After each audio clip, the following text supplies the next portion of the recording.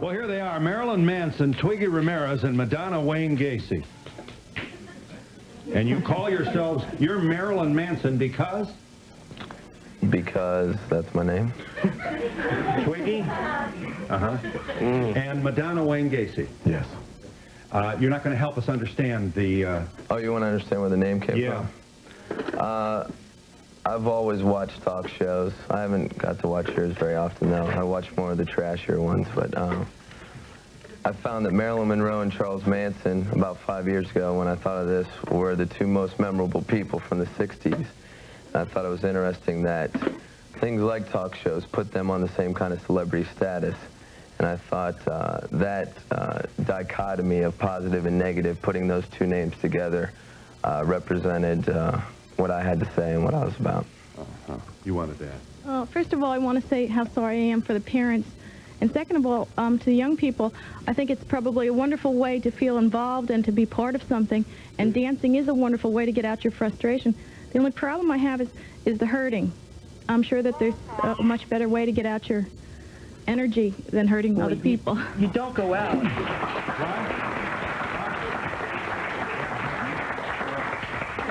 In response to that, you don't go out intentionally to hurt anybody. If somebody gets hurt in the process, then so be it. That's just comes with the territory. But you don't actually go into the pit and say, yeah, well, look at that guy. Maybe I'm going to go bust his nose. That's not how it works. That's not how it happens. Exactly. Yeah. It's random. Exactly. You're not directed at anybody. You're just getting out what's inside you. Right. Exactly. You're not aiming at anybody in particular. Yes. Mr. Manson, may I call you Mr. Manson? You sure? From Seconds magazine, you're quoted as saying, you have to take responsibility. You reap what you sow, and you have to clean up after yourself. I'm sick of people always trying to blame movies, bands, songs, or talk shows for whatever. Teen suicides, drug overdoses, everything else. If someone's stupid enough to kill themselves because of a song, then that's exactly what they deserve. They weren't contributing anything to society. It's one less effing idiot in the world. There's too many people. If more people killed themselves over music, it wouldn't disappoint me. It would disappoint me in that it's sad that people are that stupid. Exactly.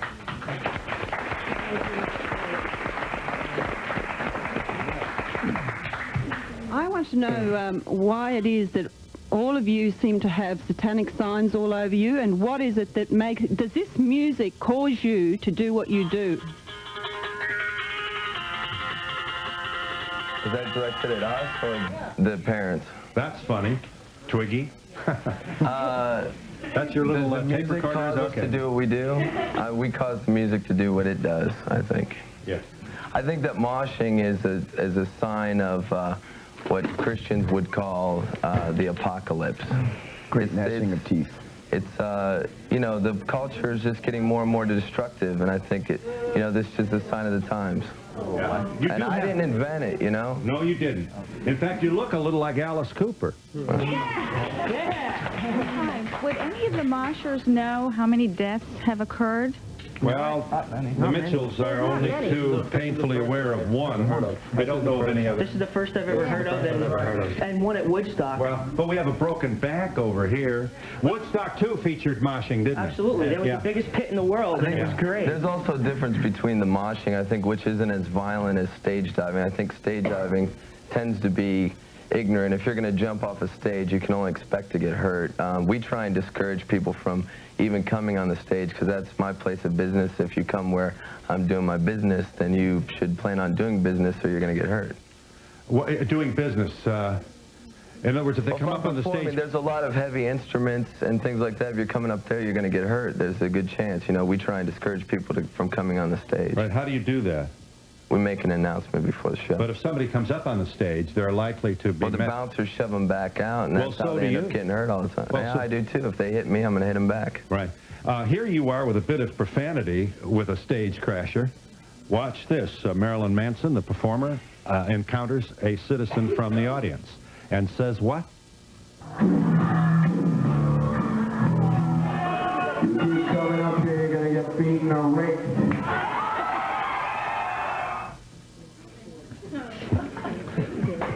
That's funny. Yeah. And Thanks, Twiggy. These are all my generation, and I know everyone says moshing is violent, and I don't mosh, but I've been to places where there's moshing. Nobody forces you into a mosh pit. Exactly. You know, if you don't want to go, you don't have to. And these people have formed a trust between them that can't be formed in other places. You can't tell me that putting a bunch of males in the middle of a dance floor going like this isn't asking for it. No, because I've been to mosh places, and I don't have to go into the pit if I don't want to. Nobody drags me in there. If you want to go to the club or the show, there's clubs on Long Island. There's a club Smashlight you can go to. You can hang out, have a good time. You don't have to get involved. If you want to get involved, you know what to expect when you get out there. If you have any fear of getting hurt, you wouldn't go out there in the first place. But you're not there to get hurt. You're there to have a good time. It also depends on what band you're going to see. If you go to see bands like some of the local bands like Hermaphrodite or Marble or some of the big bands where there's a lot of moshing, you know it's going to be there. So if you don't go and see those bands if that's not what you're into. Yeah, what's to prevent some yahoo from bringing a shiv into this crowd? 9 times out of 10 when you walk in the club, they frisk you. They frisk you? You have metal detectors. You have metal detectors. How are you going to get through that? Well, they take a wand to it. If it's like the collar or something like that, they'll know it's that. But they'll check jackets They and make stuff. you pull out your pockets if they feel your keys in there or anything that you have to pull it out, show them what it is. Right. People aren't bringing in knives. And we shouldn't be off-put by your look, as you want us to, I suppose, black lipstick. You know, this is not what your father dreamed for you at this age. Yeah, but my parents don't mind. They're very liberal on it. They're not like, And you are drug-free, and you're Yes, I not am. stealing anybody's hubcaps or anything else? You're not promiscuous? I have a legitimate job. I work at a club. I work at a record store. And this is what you enjoy doing? Yes. And you can take care of yourself? Exactly. Don't you have a little empathy, however, for the Mitchells and also for the parents of these young? We're talking 17, 16, and 16 here. You're not concerned about this? I feel horrible about it. Absolutely. We heard about that the night it happened. Everybody heard about it. Mr. Mitchell wanted to say, sir. I don't have a problem with the bands or the music unless they encourage it, and I don't know if they do or not.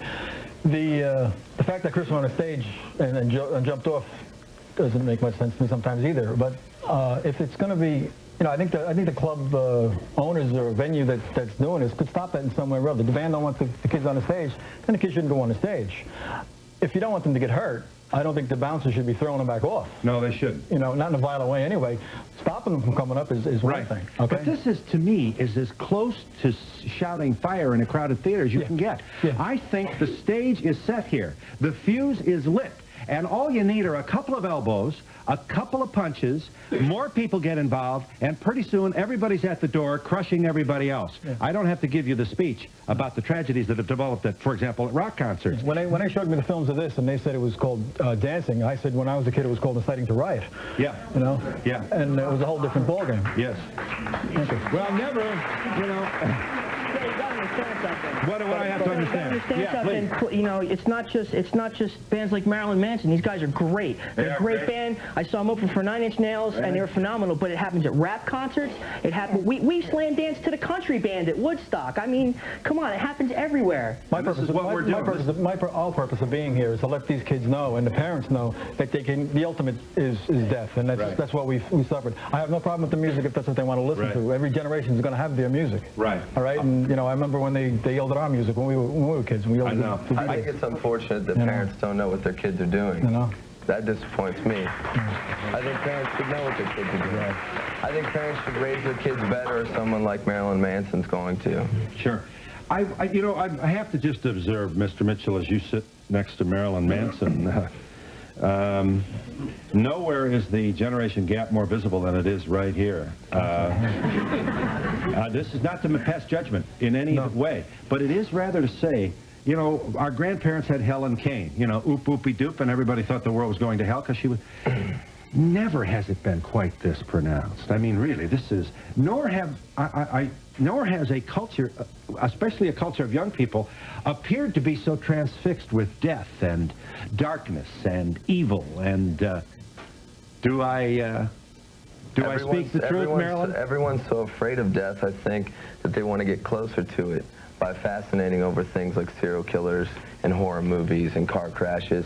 And that fear of that danger at these concerts and these mosh pits, I think, people get a sexual thrill from it. I think that excites people. So there's erotica then is a part of moshing? Well, maybe it's not erotic, but there's a term called eustress, and it's people's euphoric feeling over their stress. Yes. I think people thrive off of that. It's like amusement park, right at your own risk. You know at the concerts there's a hint of danger, and people like that hint of danger. Living dangerously. This audience wants to talk about that with you, and also we'll revisit moshing on the floor with all those bodies bumping into each other. Yes, it was once called slam dancing. Now we have the more euphemistic title, moshing. We'll be back in a moment.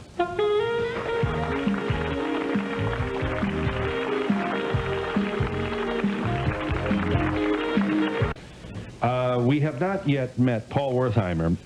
Mr. Wertheimer is a security consultant. We got to have a consultant now for security. You actually bring your own expertise, for example, to concerts and making sure kids don't get killed at the door. Did you? And your work is provoked by all the deaths at concerts, isn't that so?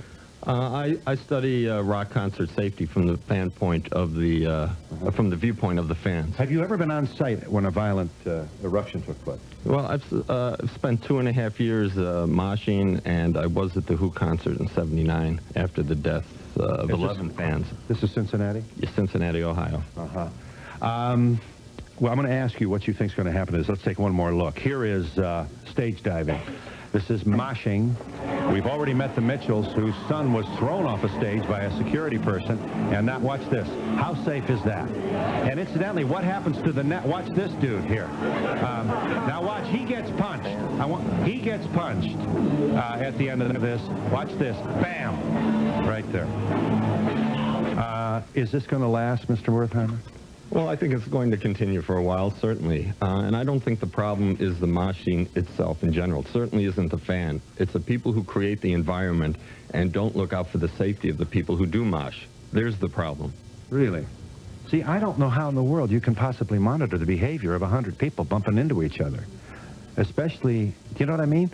I think the event itself is, I guess I'm sounding older than time.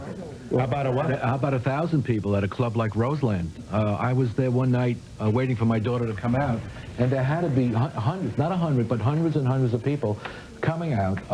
And I want to say also this, one other thing about bodyguards. While I was waiting there, some kid was trying to get in, and he didn't have a ticket, and a bodyguard came out, or a bouncer, I'm sorry, and he was very, very aggressive with this kid, overly aggressive, and almost hurt him right in front of me. Yeah.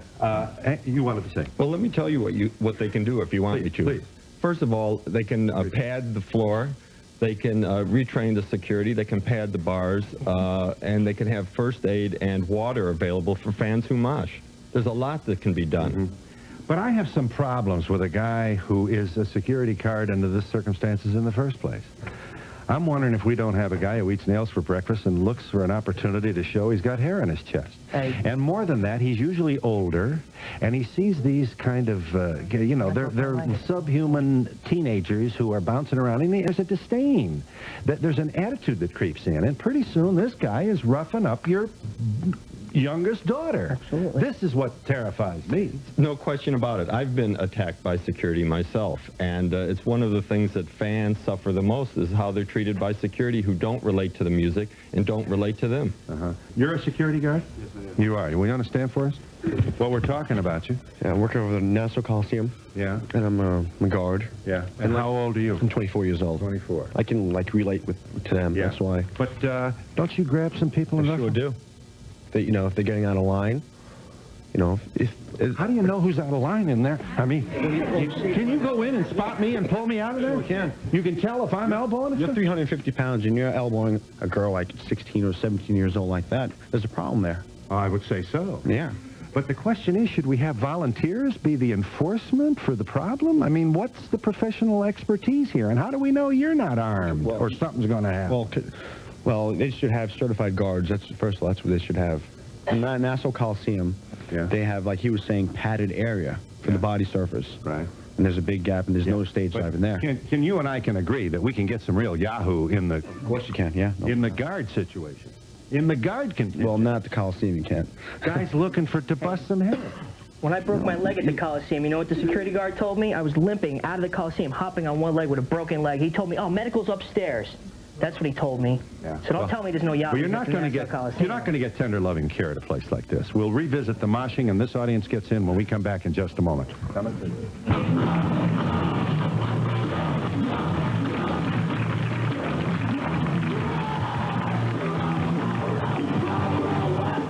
Be sure to include your phone number with area code. You wanted to say, sir. The gentleman with the White Sox cap, in a small club where you just want to hear the music, does the audience police itself? Absolutely. Absolutely. Clubs like the Smash Light, we were talking, I believe you're the owner of the Smash Light. There's no bouncers there. The club polices itself. Yeah. I'd like to know what the job description is of the bouncers, because like when I went to clubs, the bouncers protected the people, not throw them off the stage. So what does the bouncer do out there? He weeds out the troublemakers, however they may be identified. Yeah. This all just seems so self-centered. There must be a more constructive way to get rid of anger. Well, we live in a country where parents raise their kids to grow up feeling guilty and ashamed for not being like them with Christian morality. And these kids need a way to react against it. You're going to have a bunch of angry kids. Well, when you do go out to a club, that you just got to watch yourself whatever you do. Yes, you just can't expect to go out there and just dance and don't get touched and non-violent, because that's what it is. I don't see how... If you get the music inside your soul, anything going to happen. You don't play the music, you can't get it. It's the music.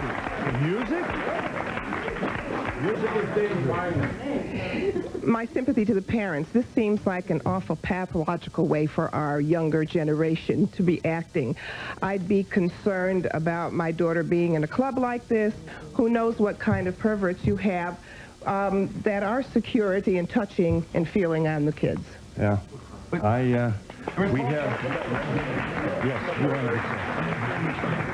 Kids, have you got violence other places in your lives, or is this kind of a fantasy thing for you? Well, we've met the parents of... I have a bachelor's degree in psychology. I'm going on to graduate school. I have a great job. This is just, I love the music, and I love to do what I do. I went to a private Christian school. See how I turned out? Yeah. I just want to say, thank God my kids are grown, and I don't have to go through this. You own a club, do you? Yes. Well, we're talking about you. You wanted to say.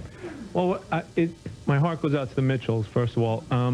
It's an inherently dangerous activity, but so is skiing, and I'm sure, I don't have the statistics, but I'm sure that there are more people killed skiing than there are moshing. The thing that makes this, I think, especially incendiary, is the potential for mass destruction.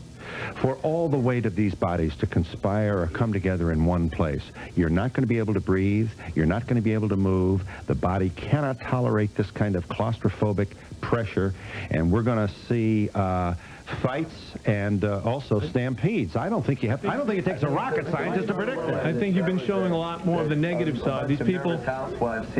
This young man wanted to say, we'll give you a chance. These people, they enjoy what they do, they let out their aggressions, and my strategy, I think that the bouncers do get in the way. I have a lot of faith in the scene, and I allow them to do what they want to do, and we really don't have any problems. What about insurance? I mean, if somebody gets clobbered, or if there's a... As far as you see the way he broke his back and he broke his leg, they are almost proud of that, and not everybody's going to. I would be more worried about two girls getting into a bar brawl on another night that I have, as far as liability is concerned. But there is liability. You are at risk here with this kind of... You're right. You own the property in which this activity takes place. Right. And how many F. Lee Baileys out there, Johnny Cochrans, would love to have an opportunity to sue? I mean, they go crazy with this. Is the mother going to buy the tickets still for the next concert now that she knows everything that goes on? Mom? Not all. She'll buy them herself. No. She'll have to buy them herself. I won't buy them for her. Yeah. It's not likely you're going to discontinue this activity. You're 17. You wanted to say. Yeah, I mean, I don't know why people always look for the downside of like all these events. You know, they always look for like people getting hurt and everything. They don't like realize like how good kids feel. Like they just get such an adrenaline rush. You feel like you're on top of the world. It's better than doing coke. Or drugs. My point is, you can have a good time, but my point of being here is you can get killed, and I don't know what to get stopped. In the street too. You know, sure you can, but this is just another way. There's a risk in it. My mom is very supportive. I mean, she knows everything that I do, and she says, you know, just be careful. Your folks know where your mother knows where you are, and you don't come home later. I tell her everything that goes on. She just, you know, she's worried about, you know, like any parent would be like worried, but you know, she doesn't care. And we'll be back in just a moment.